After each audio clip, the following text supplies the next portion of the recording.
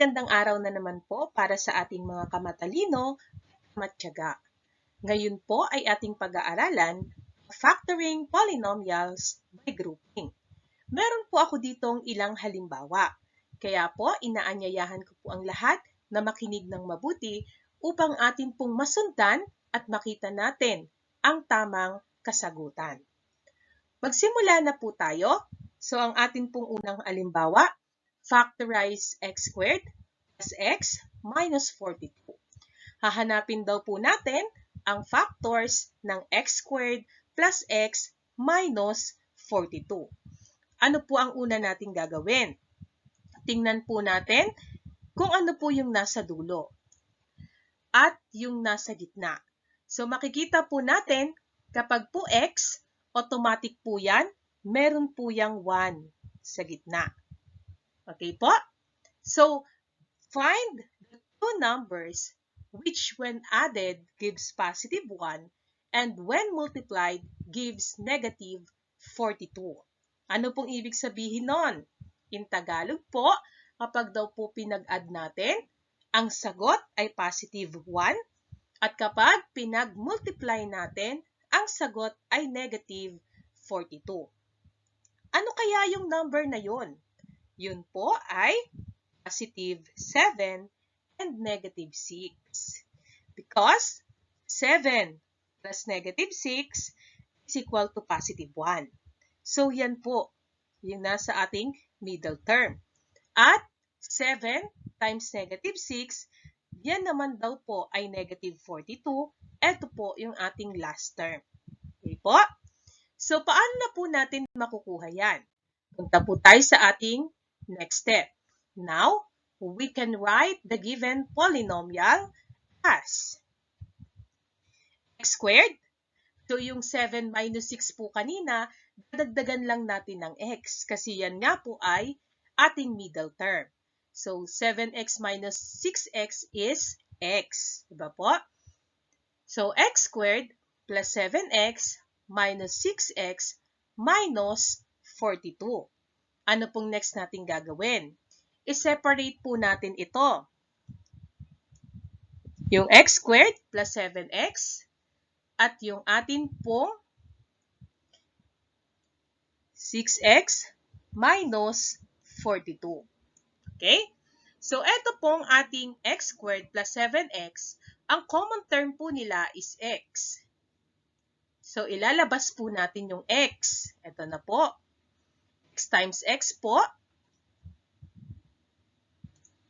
X times x is x squared. And x times 7 is 7x. Okay po? Minus. Ganon din po dito. Ang common term naman po dito is 6.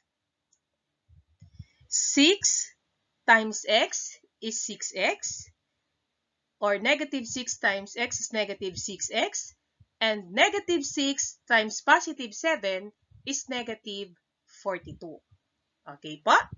Now, ano na po ang ating common factor? Makikita po natin, x plus 7. Parehas po silang may x plus 7. And, meron din po tayong x minus 6.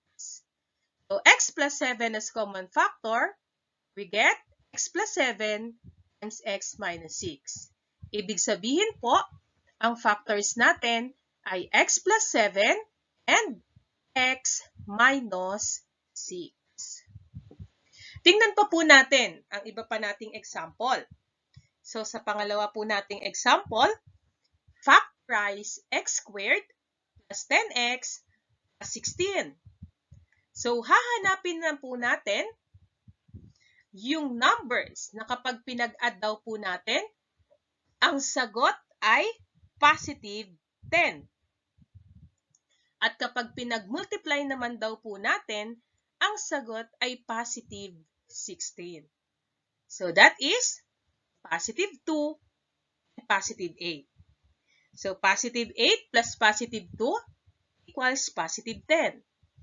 And positive 8 times positive 2 equals positive 16.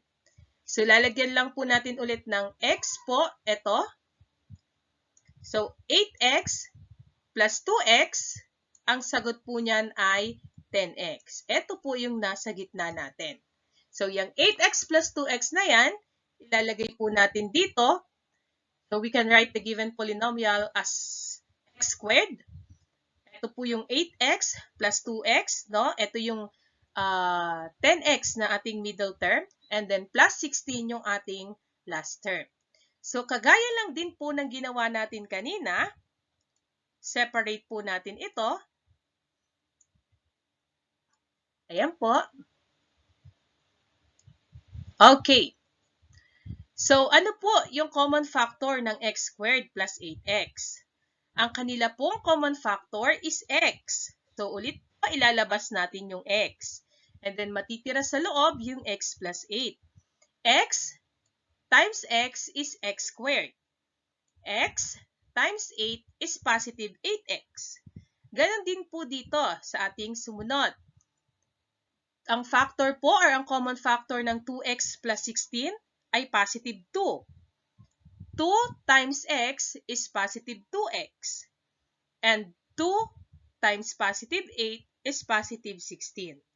So, ano na ngayon ang ating common term? Or ang common factor natin, rather. Ang common factor natin ay x plus 8. Also, meron tayong x plus 2. So, yan po ang ating x plus 8 and x plus 2. Therefore, ang factors natin are x plus 8 and x plus 2. Alright. So, proceed na po tayo sa ating pangatlong example. Ang pangatlong example naman natin, mapapansin po ninyo, 2x squared minus 15x minus 27. So, meron tayo ditong coefficient, no, sa ating pinakamataas na degree. So, ano pong ating gagawin? So, ang gagawin po natin, we will break the expressions into groups. Ano pong ibig sabihin yan? So, eto pong 2x squared, eto po yan. Yung negative 27, this one. Eto pong positive 3x plus negative 18x, nanggaling po yan dito. At yan po yung sa negative 15x. Okay?